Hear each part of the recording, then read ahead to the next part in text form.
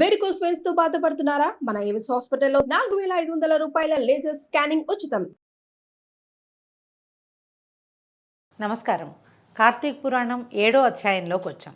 ఈరోజు 7వ రోజు ఎర్రగుడ్డలో గోధుమలు పోసి దానం ఇవ్వాలట. ఈ గోధుమలు రవికి సంబంధించిన ధాన్యం. మన జాతకంలో ఎప్పుడైనా రవి తక్కువలో ఉన్నప్పుడు, రవికి సంబంధించిన సమస్యలు ఏదైనా ఉన్నప్పుడు గోధుమ దానం చేయమని చెప్తారు. ఈ కాలంలో రవి నీచంలో పడతాడని చెప్తారు. గోచారం ప్రకారం మన గ్రహగతుల్లో సూర్యుడు తక్కువలో ఉంటాడనమాట. అందుకని ఆయనకి బలం చేకూర్చడానికే, ఆయన లేని లోటు తీర్చుకోవడం కోసమే మనం దీపాలు పెట్టమంటారు. సో ఆ కారణంగా ఈ రోజున గోధుమలు దానం చేస్తే మంచిదట. తర్వాత గోధుమలు, పట్టు వస్త్రాలు, బంగారము మన ఓపికను బట్టి దానం చేయొచ్చు. అయితే ఈ రోజున 7వ రోజు అయినప్పటికీ ఈ రోజున అష్టమి కావటం వల్ల దీన్ని గోపాష్టమిగా చెప్తారు. ఈ గోపాష్టమి రోజున గోకులాష్టమి అని కూడా అంటారు. క్యాలెండర్లలో కనపడుతుంది, మనకి చూడొచ్చు. గోపూజ చేయాలి, గోదానం మంచిది, ఉల్లిపాయలు లాంటివి తినకుండా ఉండటం మంచిది, స్వయం పాకం కూడా ఇవ్వచ్చట. మన అవకాశాన్ని బట్టి చేస్తాం కదా. అయితే 7వ రోజు అధ్యాయంలో ఏం చెప్తున్నారో చూద్దాం. స్నానము, పుష్ప, దీపదాన ఆరాధనలు, వాటి ఫలితాల గురించి చెప్తున్నారు. వశిష్ఠ మహాముని ఇలా అంటున్నారు: ఓ మిథిలాధిపతి జనక మహారాజా, కార్తీక మాస వైభవాన్ని గురించి ఎంత చెప్పినా తరగదు. ఈ మాసం ఇహంలో మానవుని తరింపచేయటమే కాకుండా పరంలో ముక్తిని కూడా కలగజేస్తుంది. ఈ కార్తీక మాసంలో ఆచరించవలసిన పనులు, చేయవలసిన దాన ధర్మాలు, వ్రతాలు, క్రతువులు ఎన్నో ఉన్నాయి. వీటన్నిటితోటి కూడినటువంటి కార్తీక వ్రతాన్ని సంపూర్ణంగా వినిపిస్తాను. సావధాన చిత్తుడివై విను. ఈ సావధాన చిత్త మనకు కూడా కావాలన్నమాట. సావధాన చిత్తం ప్రశాంతంగా విని ఏం చేయొచ్చో చెప్తున్నారు. అందులో 1-2 మన అవకాశాన్ని బట్టి మనం చేసుకోవచ్చు. రాజర్షి, కార్తీక మాసం శుద్ధ పాడ్యమితో మొదలవుతుంది. ఆనాటి నుంచి 30 రోజులు సూర్యోదయ సమయానికి ముందుగా నక్షత్రాలు ఉండగానే నదిలోనో, నదంలోనో, తటాకంలోనో తల మీద స్నానం చేయాలి. తల తడపాలి అని అర్థం. తులారాశింగతే సూర్యే గంగా త్రైలోక్య పావని సర్వత్ర ద్రవరూపేణ సా సంపూర్ణ భవేత్తదా అన్నారు. ఈ మాసమంతా ఈ తులారాశిలో ఉంటాడు, తులా సంక్రమణంలో ఉంటాడు సూర్యుడు. ఈ సూర్యుడు తులా సంక్రమణం చెందినప్పుడు గంగ ద్రవరూపంలో సమస్తమైన నీళ్లలోనూ ఉంటుందట. ఇక్కడ సమస్త నదుల్లో, నదాల్లో, దిగుడు బావులు, చెరువులు మొదలైన వాటిల్లో ఎక్కడైతే ద్రవం ఉంటుందో వాటిలో ద్రవరూపంలో కలిసిపోయి ఈ కాలంలో గంగాదేవి ఉంటుంది.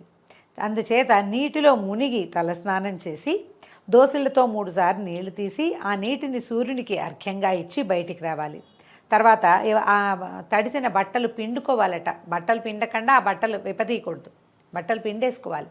తర్వాత అప్పుడు పొడి బట్టల్ని కట్టుకుని తలను పొడిగుడ్డతో శుభ్రంగా తుడుచుకుని ఆరబెట్టుకోవాలి. వార్ధక్యం వల్ల కానీ, ఆరోగ్యం సరిగా లేని కారణం చేత కానీ, అవకాశం లేనప్పుడు కానీ, మరే ఇతర కారణం చేతనైనా కార్తీక మాసం 1 రోజులు స్నానం చేయలేని వారు వాళ్ళకు కూడా ఒక చిన్న అమెండ్మెంట్ చెప్పారు. కార్తికే భానువారేతే స్నానకర్మ సమాచరేత్ మాస స్నానైన యత్పుణ్యం తత్పుణ్యం లభతే నృప.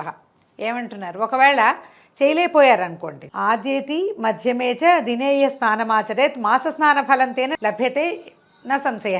1 రోజులు చేయలేని వాళ్ళు కార్తీక మాసంలోని ఆదివారం నాడు కానీ, శుక్ల పాడ్యమి నాడు కానీ, పూర్ణిమ నాడు కానీ పైన చెప్పిన దేని ఎందైనా స్నానం చేస్తే ఆ మాసమంతా స్నానం చేసిన ఫలితం లభిస్తుంది. ఇది మనం ఎప్పుడూ చెప్పుకుంటాం. శుక్లపాడ్యం అంటే పాడ్యం అయితే వెళ్ళిపోయింది, ఆదివారం కూడా 6వ రోజు వెళ్ళిపోయింది ఈ సంవత్సరం. ఈ 7వ రోజు కార్తీక సోమవారం వచ్చింది. సరే, సోమవారం చేయగలిగితే మంచిదే. లేకపోతే కనీసం పౌర్ణమి నాడు కార్తీక పౌర్ణమికి చాలామంది సముద్ర స్నానాలకు వెళ్తారు. అది కూడా చాలా మంచిది. నదీ నదాల్లో ఎక్కడైనా స్నానం చేయగలిగే అవకాశం ఉంటే కనీసం ఆ 1 రోజైనా చేస్తే మంచిదట. ఇలా గనక స్నానం చేస్తే మాసమంతా స్నానం చేసిన ఫలితం లభిస్తుంది అంటంలో ఎలాంటి సందేహము లేదు. తెలిసి చేసినా తెలియక చేసినా ప్రయోజనం లభిస్తుంది. ఒకవేళ తెలియదు, మనకి ఇప్పుడే తెలుసుకున్నాము ప్రత్యేకంగా, పౌర్ణమి నాడు చేస్తే నెలంతా చేసింది లభిస్తుందంటే ఆ రోజున మనం ప్రత్యేకంగా ఓ దిగుడు బావుకో, ఓ నదికో, ఓ సరస్సుకో ఎక్కడికైనా వెళ్ళాలి కదా. ఆ ప్రత్యేక ప్రయత్నం ఉంది చూసారా, అది ఫలదాయకంగా ఉంటుందట. తర్వాత స్నానం చేసిన తర్వాత ఇష్టదైవం యొక్క ఆలయంలోనో, హరిహరుల ఆలయంలోనో ఇదేదో ఒక దాంట్లోకి వెళ్ళాలి. ప్రఖ్యాతంగా ఏం చెప్తారంటే హరిహరుల ఆలయాలు చాలా విశేషమైనవి. శివాలయము లేదా విష్ణువాలయము, ఈ 2 ఆలయాలు అవకాశం లేదు. మనకు ఆ నదీ తీరంలోనో, ఆ బావి దగ్గర ఒక వినాయకుడి గుడి ఉంది. వినాయకుడి దేవాలయానికి వెళ్ళొచ్చు, షణ్ముఖ స్వామి దేవాలయం ఉంది అక్కడికి వెళ్ళొచ్చు, రామాలయమో వేణుగోపాల స్వామి గుడో వెంకటేశ్వర స్వామి గుడో ఏ అమ్మవారి దేవాలయమో ఏ దేవాలయానికి వెళ్ళినా కూడా అద్భుతమైన ఫలితమే లభిస్తుంది. హరిహరుల ఆలయాలు చాలా ప్రత్యేకం. ఎందుకంటే ఈ మాసంలో శివుడు ప్రఖ్యాతంగా పూజనీయుడు. అయితే కార్తీక దామోదర ప్రీత్యర్థమే శివ పూజ చేయాలని చెప్తారు కాబట్టి విష్ణువాలయంలోకి వెళ్ళినా కూడా శివాలయంలోకి వెళ్ళినంత విశేషమే ఇప్పుడు లభిస్తుందట. అంత విశేషమైన పుణ్యఫలమే కనపడుతుంది మనకి. గోపుర ద్వారం దగ్గర కానీ గోపురం దగ్గర కానీ స్వామివారి ముందు కానీ దీపారాధన చేయాలి. ఆలయంలో ఉన్నటువంటి రావి చెట్టు లేదా ఏదైనా ఉసిరి చెట్టు అవి కూడా కాకపోతే కొన్నిసార్లు శమి వృక్షాలు కూడా కనిపిస్తాయి ఆలయంలో. అలాంటి చోట కానీ ప్రాంగణంలో ఎక్కడైనా, దేవాలయ ప్రాంగణం ఎంత పెద్దదిగా ఉంటుందండి, ఎక్కడైనా శుభ్రమైన చోట దీపారాధన చేయటము. తర్వాత ఆవు నేతితో కానీ ఎవరికి ఏది అందుబాటులో ఏ నూనె ఉంటే దాంతో కానీ పిండి ప్రమిదతోటి దీపాన్ని వెలిగించి దానిని దక్షిణ తాంబూలాదులతోనూ భక్తి శ్రద్ధలతోనూ ఒక సద్బ్రాహ్మణుడికి దానం ఇవ్వాలి. ఇది కూడా మనకి పెద్దవాళ్ళు అమెండ్మెంటే చెప్తారండి. ప్రతిరోజు చేయలేకపోయినా నెలలో ఒక్కసారైనా సరే పిండి దీపాన్ని, బియ్య పిండి లేకపోతే గోధుమ పిండితోటి చిన్న దీపాన్ని ఉండజేయటం, దాంట్లో లోపలికి ఒత్తితే దీపం గుంట పడుతుంది కదా, దాని నిండా నెయ్యి నుంచి దాంట్లో దాన్ని దీపాన్ని వెలిగించి వెలుగుతున్న జ్యోతి స్వరూపాన్ని దానం చేయాలి. కార్తీకంలో ఒక్కసారి చేసినా కూడా అద్భుతమైన ఫలితం లభిస్తుందని పురాణం చెప్తోంది. సర్వజ్ఞానప్రదం దీపం సర్వసంపత్ శుభావహం దీపదానం ప్రదాస్యామి శాంతిరస్తు సదా మమ. ఒక మంచి శ్లోకం చెప్తున్నారు. అన్ని విధాలైన జ్ఞానాన్ని సమస్త సంపదలను ప్రసాదించే దీపదానాన్ని చేస్తున్నాను, దీనివల్ల నాకు నిరంతరము సుఖము శాంతి కలుగాక అని చెప్పుకుంటూ దీపదానం చేయాలి. ఈ శ్లోకం మనకి నోటికి వస్తే సరి. అదర్వైజ్ మనం దేవాలయంలోకి వెళ్తాం కదా, అక్కడున్న అయ్యవారే దీపదాన శ్లోకాన్ని చెప్పి మన చేత సంకల్పం చెప్పించి దానం స్వీకరిస్తారు. అది కూడా ఉత్తమోత్తమైన పద్ధతి అండి. మనకి ఇవన్నీ జ్ఞాపకం ఉండద్దు, రావాలి కదా. దీపం ఇవ్వడం చేతికి ఇవ్వటమే కాకుండా మంత్రపూతంగా ఇస్తే మరింత విశేషంగా ఉంటుంది. భగవంతుడిని భక్తి శ్రద్ధలతో ఆరాధించాలి. విష్ణుమూర్తిని కమలాలతోటి అర్చించిన వాళ్ళకి కమలాసని అయినటువంటి శ్రీ మహాలక్ష్మి వాళ్ళ ఇంట్లో స్థిరమైన నివాసం ఉంటుంది. విష్ణుమూర్తికి సాధారణంగా మనం ఏం చేస్తామండి, అలంకార ప్రియ విష్ణు అంటారు. ఆయనకి ఎంత ఇష్టమో. అభిషేక ప్రియ శివ అంటారు. అభిషేకం ఇష్టం శివుడికి. అలంకార ప్రియుడైన విష్ణువుకి విశేషంగా ఈ మాసంలో కమలాలతో అర్చన చేసిన వాళ్ళకి లక్ష్మీదేవి వాళ్ళ ఇంట్లో కొలువై ఉంటుంది. అదే కాకుండా ఇంకో 2 చెప్తున్నారండి. విష్ణువుకి సాధారణంగానే తులసి అర్చనే చేస్తారు. తులసితోటి అర్చించిన వాళ్ళకి ముక్తి లభిస్తుంది. జాజి పూలతోటి అర్చించిన వాళ్ళకి ఈ ఇహపరాలలో ఈ సమస్యలు ఏవి లేకుండా ఇహంలో ఈ రకరకాల ప్రాబ్లమ్స్తో బాధపడుతుంటారు, సమస్యలు తీరుతాయని చెప్తారు. అయితే ఇంకా చెప్తున్నారు, ఇగో జాజిపూలతో పూజించే వాళ్ళు ఇహపరాలు కూడా అదే జనన మరణాలతో కూడిన సంసార చక్రం నుంచి విముక్తిని పొందుతారు. సదాశివుని మారేడు దళాలతోటి ఆరాధించే వాళ్ళు ముక్తిని పొంది తరించిపోతారు. సదాశివుడికి పూర్తిగా ఈ మాసమంతా ప్రతిరోజు ఒక్క మారేడు దళం అర్పించినా సరే. ఈ మారేడు దళ అర్పణ ఏంటంటే 3 రోజులు ఒకే దళాన్ని అర్పించచ్చండి. ఇవాళ మారేడు దళం శివుడి మీద వేశాం, రేపొద్దున నిర్మాల్యం తీసేటప్పుడు మిగిలిన పూలని తీసేసి ఈ మారేడు దళాన్ని శుభ్రంగా నీటిలో కడిగితే మళ్ళీ పెట్టుకోవచ్చు. మనం రోజు దొరకదా మారేడు దళాలు, పువ్వులంటే బజార్లో దొరికేస్తాయి. మారేడు దళం కొంచెం ప్రత్యేకమైంది కదా. తులసికి ఈ అవకాశం లేదండి. తులసి నిర్మాల్యంగా మరునాడు తీసేయాల్సిందే. ఒక మారేడు దళానికి మాత్రమే ఈ అవకాశం ఉంది. అందుకని ఏం చేయొచ్చు, మనం 3 రోజుల పాటు ఒక మారేడు దళాన్ని వాడుకోవచ్చు. అవకాశం లేకపోతే సంగతి ఇది. అవకాశం ఉండి మనం రోజు చెట్టు నుంచి కోసుకునో ఏ పువ్వుల వాళ్ళ దగ్గర తెచ్చుకునో చేయగలిగితే మహత్తరంగా ఉంటుంది. ప్రతిరోజు చేయగలిగితే ఈ మారేడు దళం బిల్వాలతో అర్చన, మనం 1,00,000 బిల్వార్చన అలాంటి అవకాశం ఏదైనా లభించినా కూడా కార్తీకంలో చేస్తే విశేషమైన ఫలితం లభిస్తుంది. ఇప్పుడు ఈ కాలంలో పువ్వులు పండ్లను దానం చేసే వారి పాపాలు సూర్యరశ్మికి చీకట్లు పటాపంచలైనట్టు పటాపంచలైపోతాయి. సూర్యరశ్మికి చీకటి ఎట్లా పోతుందో అలా పోతుందట. మన వాకిట్లో బోల్డని పువ్వుల మొక్కలు ఉన్నాయనుకోండి, ఎవరైనా ఈ కార్తీకంలో పువ్వులు కోసుకుంటే వాళ్ళని కేకలేయద్దు, అది దానం కిందే పరిగణింపబడుతుంది. పువ్వులు కానీ పండ్లు కానీ, పళ్ళు కూడా ఈ శీతాకాలం కదా, ఇప్పుడు ఏంటంటే ఉపవాసాలతో ఉంటారు. మనకి కార్తీక మాసం అవ్వటం వల్ల ఉపవాసంలో ఉన్న వారికి మనం ఒక ఆహారాన్ని ఏదైనా ఇట్లాంటిది ఇస్తే కనుక పళ్ళు లాంటివి చాలా అత్యద్భుతమైన ఫలితం లభిస్తుందట. తర్వాత కార్తీక మాసంలో చేసేటువంటి జపతపాలు హోమాలు చేసేవారి పితృదేవతలు తరిస్తారు. మనం ఏదైనా జపము అలాంటివి చేసుకుంటే కొంత అంశం మనకి దొరికి మనకి లభించి అందులో నుంచి సహస్రాంశం 1000 వంతు చాలా కొద్దిగా అది మన పితృదేవతలకు కూడా అందుతుంది. యజ్ఞము హోమము చేయగలిగే వాళ్ళ పితృదేవతలు అయితే తరించిపోతారు. దేవాలయంలో దేవుని సమీపంలో మామిడి తోరణాలు కట్టి సాలగ్రామాన్ని అర్చించిన వారికి ఉత్తమ గతులు లభిస్తాయి. అంటే భగవంతుని సమీపంలో మామిడి తోరణాలు పంచపల్లవాలు ఏవైనా అర్పించడం అండి. దేవాలయాన్ని అలంకరించేందుకు సహాయం చేసిన వాళ్ళకి అత్యద్భుతమైన ఫలితం లభిస్తుంది. ఈ కార్తీకంలో దేవాలయంలోని దేవతామూర్తికి భక్తి శ్రద్ధలతో దండ ప్రణామాలు చేసిన వారికి అశ్వమేధ యాగం చేసిన ఫలితం లభిస్తుంది. అంటే మీరు దేవాలయానికి వెళ్ళాలని బోధిస్తోందన్నమాట.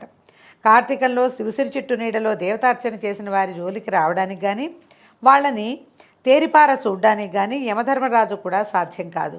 అంటే మన ఉసిరి చెట్టు నీడ ప్రతిరోజు మనకి ఎక్కడ లభిస్తుంది? చాలా కొద్ది మందికి వాకిళ్లలో ఉసిరి చెట్లు ఉంటాయి. మనం వనభోజనాలకు వెళ్ళినప్పుడు అవకాశం లభిస్తుంది.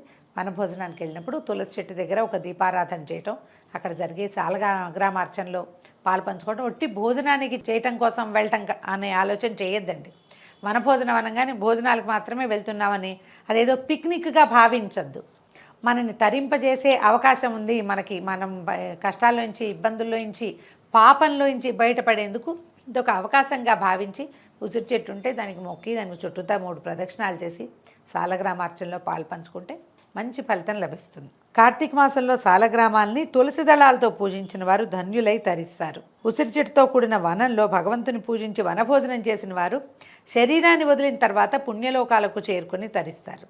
కార్తీక మాసంలో చిరిగిన వస్త్రాలతో చలికి వణుకుతూ బాధపడుతున్న వారికి వస్త్రదానం చేస్తే సద్గతులను పొందుతారు. ఎవరికైనా చలికాలం కాబట్టి దుప్పట్లు లాంటివి దానం చేయొచ్చండి. కొత్తవి ఇవ్వగలిగితే చాలా మంచిదండి.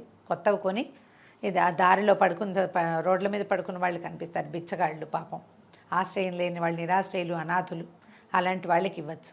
ఒకవేళ మనం కొత్తది ఇవ్వలేకపోతే పాతదైనా సరే పారేసేది కాకుండా ఉపయోగపడేదాన్ని దానం చేయండి. చిరిగిన వస్త్రం దానం చేసినా కూడా మంచిదేనట. ఈ కాలంలో వాళ్ళకు ఉపయోగపడాలి అంతే. తర్వాత అలాంటి వస్త్రదానం చేస్తే కనుక ఆ సద్గతుల్ని పొందుతాం. అతని వల్ల అతని పూర్వీకులు కూడా తరిస్తారు. కార్తీకంలో శ్రీహరిని అవిసెపూలతోనూ తులసి దళాలతోనూ ఆరాధించిన వారు ఈ లోకంలో సౌఖ్యాలను అనుభవించి పరలోకంలో ముక్తులై తరిస్తారు.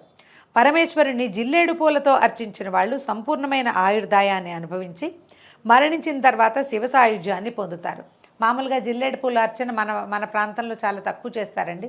ఈ అహ్మదాబాద్, గుజరాత్, సౌరాష్ట్ర అంతా కూడా ప్రతి శివాలయంలోనూ జిల్లేడు పూలు కనిపిస్తాయి. తెల్ల జిల్లేళ్ళు కాదు, మామూలు జిల్లేళ్ళే కనపడుతూ ఉంటాయి. తెల్ల జిల్లేడు కనుక మన ప్రాంతంలో కనపడింది అనుకోండి, 2 పువ్వులు పరమేశ్వరుడికి సమర్పిస్తే ఈ కాలంలో జిల్లేడు అర్చన చాలా మంచిదట. కార్తీకంలో స్నానము, దీపారాధన, దీపదానము, వనభోజనము, దేవతారాధనలు చేయటం వల్ల కలిగే ఫలితం ఇంత అంతా అని చెప్పడానికి వీల్లేంది. ఈ విధంగా చేయలేని వారు మాత్రం అనేక జన్మ పరంపరలలో కొట్టుమిట్టాడుతూ పరితపిస్తారు. కార్తీక మాసంలో ఇతరులు వెలిగించిన దీపాలను చూసి ఆనందించేవాళ్ళు, పూజా పునస్కారాలలో ఇతరులకు సహాయపడేవాళ్ళు, భగవదారాధనకు సమారాధనకు సహకరించేవాళ్ళు, పురాణ కథా కాలక్షేపాల్లో పాల్గొనేవారు, చదివేవారు, వినేవారు కూడా, ఏర్పాటు చేసేవాళ్ళు కూడాట. తర్వాత ఆలయాల్లో దేవతాస్తూతులను గానం చేసే వాళ్ళు ఈ లోకంలో సుఖశాంతులు పొంది పరలోకంలో దైవ సాన్నిధ్యంలో ఉండి చివరికి ధ్రువలోకానికి చేరుకుంటారు. ఈ కార్తీక మాసంలో సోమవారాలు, పూర్ణిమలు చాలా ప్రశస్తమైన పర్వదినాలు. ఆ రోజుల్లో ఉపవాసం ఉండి సాయంత్రం పూజలు చేసి ప్రసాదాన్ని స్వీకరించడం వల్ల వంశం నిలబడుతుందట. అవన్నీ మన సంప్రదాయాన్ని బట్టి మన ఇళ్లలో ఎలాంటి పద్ధతి ఉంటే అది, లేదా మన సమీప దేవాలయాల్లో ఆచరించే విధానం, మన పురోహితుడో గురువుగారు వారు ఎట్లా చెప్తే వారి బోధ ప్రకారం అలా కూడా చేసుకోవచ్చు. ఈ రోజుల్లో సమస్త కుటుంబాల వారు 3వ సోమవారం కార్తీక పూర్ణమి రోజున తప్పనిసరిగా పూజలు చేస్తారు. 3వ సోమవారం కాకపోయినా కాస్త అటు ఇటుగా మధ్యలో వస్తుంది అనుకోండి, కార్తీక పౌర్ణమి ఎప్పుడు వచ్చినా సరే నెలంతా మానేసినా ఒక్క పౌర్ణమి నాడైనా విశేషమైన అర్చన చేయమనే పురాణం చెప్తోంది. వీటికి కార్తీక నోములు అంటారు. పౌర్ణమి నోములు ఉంటాయి చాలామందికి. పౌర్ణమి నోములు చేసుకున్నది వాళ్ళ ఇళ్లలో ఉన్న విధానం ప్రకారం పాటిస్తారు. అవకాశాన్ని బట్టి ఎవరెవరి అవకాశాన్ని బట్టి వాళ్ళు చేసుకోవాలట. ఏ కుటుంబం ఈ విషయంలో మాత్రం దీనికి భిన్నంగా ప్రవర్తించదు. కార్తీక నోములు ఎవ్వరూ మానరు. ఈ నోమును వచ్చిన కారణంగా కుటుంబంలోని వారందరికీ కూడా మేలు జరుగుతుంది. సిరి సంపదలు లభించడం, మోక్షసిద్ధి కలగటం అనేది కార్తీకంలోని విశేషం. ఈ విధంగా ఆచరించాల్సిన వాటిని వేటిని ఆచరించని వారు మాత్రం 7 అంటే 14 జన్మలు నక్కలై పుడతారని వశిష్ఠుడు జనక మహారాజుకు చెప్పాడు. అమ్మో ఇంత జరిగిపోతుందా అని ఎంతో కొంత చేయాలని చెప్తుందండి పురాణం. భయపెట్టడం కాదు, మనకి మనని భయపెట్టడం పురాణం ఉద్దేశం కాదు.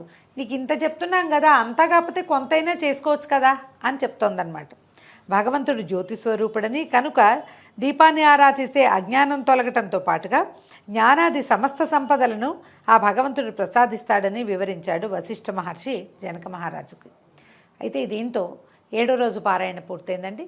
రేపు ఉదయం మళ్ళీ 8వ రోజు పారాయణలో కలుసుకుందాం. నమస్కారం.